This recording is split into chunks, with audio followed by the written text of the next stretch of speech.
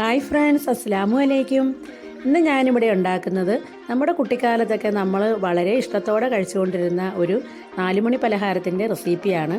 അപ്പോൾ ഇത് വളരെ ടേസ്റ്റിയും വളരെ സിമ്പിളുമായിട്ട് ഉണ്ടാക്കുന്ന ആ ഒരു രീതിയാണ് ഞാനിവിടെ കാണിക്കുന്നത്. അപ്പോൾ നമുക്ക് വീഡിയോയിലേക്ക് പോയാലോ.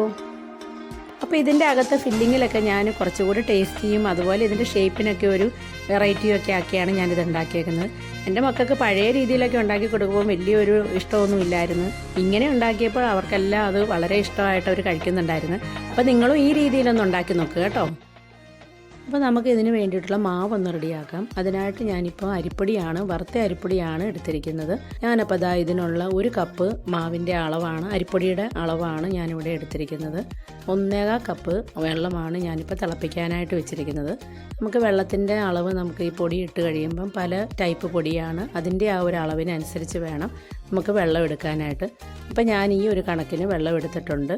അത് നമുക്ക് ഒന്ന് തിളയ്ക്കാനായിട്ട് വയ്ക്കാം. തിളച്ച് വരാറാവുമ്പോൾ അതിലേക്ക് ആവശ്യത്തിനുള്ള ഉപ്പ് കൂടി ആഡ് ചെയ്യുക. നമുക്ക് ഇനി പൊടി കുറേശ്ശെ ഇതിലേക്ക് ആഡ് ചെയ്ത് കൊടുത്ത് നമുക്ക് ഈ മാവൊന്ന് വാട്ടിയെടുക്കാം.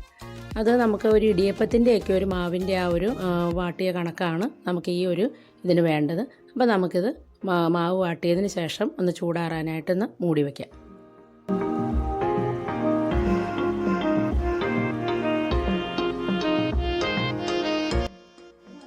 നമുക്ക് ഇതിലേക്കുള്ള ഫില്ലിങ് റെഡിയാക്കാം. അതിനായിട്ട് ഞാനൊരു പാൻ അടുപ്പിൽ വെച്ചിട്ട് അതിലേക്ക് നമുക്ക് ഒരു 100 ഗ്രാമിൻ്റെ മേളിൽ ശർക്കര ഞാനിതിലേക്ക് ആഡ് ചെയ്ത് കൊടുക്കുകയാണ്.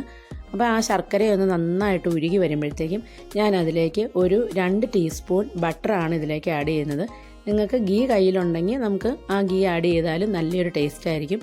ആ ഒരു ഫില്ലിങ്ങിന് നല്ല ആ ഒരു ഗീയുടെയോ ബട്ടറിൻ്റെയോ ഒക്കെ ഒരു ഫ്ലേവർ വരുമ്പം അതിനൊരു പ്രത്യേക ടേസ്റ്റാണ്.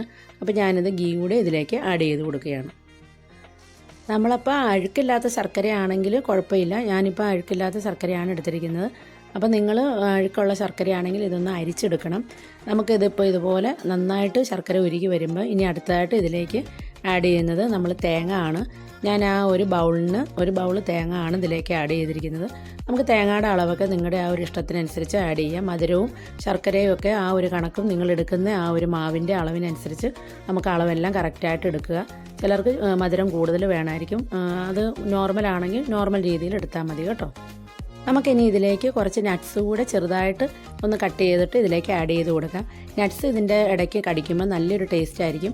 ആ നട്ട്സ് കൂടെ ഇട്ടിട്ട് ഇതെല്ലാം കൂടി ഒന്ന് നന്നായിട്ടൊന്ന് മിക്സ് ചെയ്തെടുക്കാം. ഇനി ഞാനിതിലേക്ക് ഒരു 4-5 ഏലക്കായ കൂടി പൊടിച്ചത് നമുക്കിതിലേക്ക് ആഡ് ചെയ്ത് കൊടുക്കാം. ഇതെല്ലാം കൂടി ഒന്ന് മിക്സ് ചെയ്തിട്ട് നമുക്കിതൊന്ന് ഒരു സൈഡിലേക്ക് മാറ്റി വയ്ക്കാം. ഇതൊന്ന് പയ്യെ ഒന്ന് ചൂടാറി വരുമ്പോഴത്തേക്കും നമുക്കിതിലെ മാവൊക്കെ ഒന്ന് റെഡിയാക്കി എടുക്കാം. ഇനി നമുക്ക് മാവ് ഇതുപോലെ നല്ല മയമായിട്ട് കുഴച്ചെടുത്തിട്ട് നമുക്കിതുപോലെ ചെറിയ ഉരുളകളായിട്ട് ഇവിടെ മാറ്റി വയ്ക്കാം. എന്നിട്ട് അതിൽ നിന്ന് ഓരോ ചെറിയ ബോൾസ് എടുത്തിട്ട് നമുക്കിതാ ഇതുപോലെ ഈ ഒരു ഷേപ്പിൽ കൈകൊണ്ട് പരത്തിയിട്ട് അതിൻ്റെ അകത്ത് നമുക്ക് ഈ ഫില്ലിംഗ് എല്ലാം ഒന്ന് നിറച്ച് വെച്ചിട്ട് ഇതുപോലെ നമുക്ക് ഈ ഷേപ്പിന് നമുക്കിത് ഉരുട്ടിയെടുക്കണം. ഇത് കുഴക്കട്ടയുടെ ഷേപ്പല്ല, ഇതൊരു നീളമായിട്ട് നമുക്കൊരു ഉന്നക്കാടയും അതുപോലെ കൽമാസിൻ്റെയൊക്കെ ആ ഒരു ഷേപ്പിലാണ് ഞാനിപ്പോൾ റെഡിയാക്കുന്നത്. അങ്ങനെ എടുക്കുമ്പോൾ ഇതിനൊരു പ്രത്യേക ടേസ്റ്റും ഉണ്ട്. ഇത് കഴിക്കാനായിട്ട് നമുക്ക് ഒരെണ്ണം കഴിച്ചു കഴിഞ്ഞാൽ നമ്മുടെ ആ ഒരു ഇതിനനുസരിച്ച് വയറ് ഫില്ലാകുന്ന രീതിയിൽ നമുക്ക് കിട്ടുകയും ചെയ്യും. അപ്പോൾ നിങ്ങൾ ഈ ഒരു ഷേപ്പിൽ വേണം ഇതൊന്ന് റെഡിയാക്കി എടുക്കാൻ. ഇതൊരു ന്യൂ വേർഷനാണ് കൊഴുക്കട്ടയുടെ. ആ ഒരു ഫില്ലിങ്ങും നമുക്ക് ടേസ്റ്റാണ്. ഇതിങ്ങനെ കഴിക്കുമ്പം ഒരു പ്രത്യേക ഒരു ടേസ്റ്റുമാണ് കേട്ടോ. അപ്പോൾ ഇതെല്ലാവർക്കും അറിയാവുന്ന ഒരു സ്നാക്കിൻ്റെ റെസിപ്പി തന്നെയാണ്. എങ്കിലും ഞാൻ എൻ്റെ ആ ഒരു രീതിയിൽ ഉണ്ടാക്കിയത് നിങ്ങളെയൊക്കെ ഒന്ന് കാണിച്ചു തന്നെന്ന് മാത്രമേ ഉള്ളൂ കേട്ടോ. അപ്പോൾ ഇതെല്ലാവരും ഇങ്ങനെയൊന്ന് ട്രൈ ചെയ്ത് നോക്കണേ.